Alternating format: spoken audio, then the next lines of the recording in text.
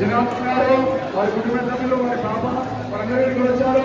వారికి జనార్దన్ ధన్యవాదాలు తెలుస్తున్నాము.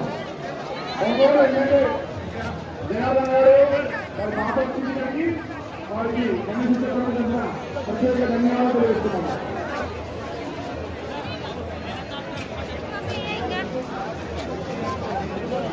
పాప